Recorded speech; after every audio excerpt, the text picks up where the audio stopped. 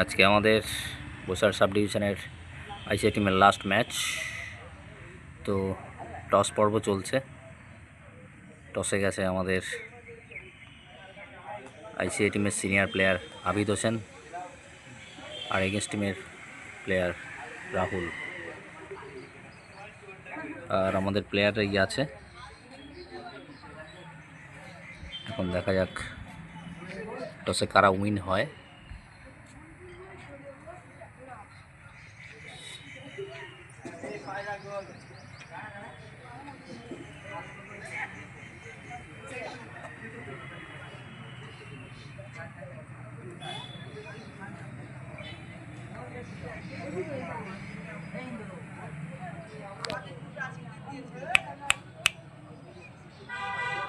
ওই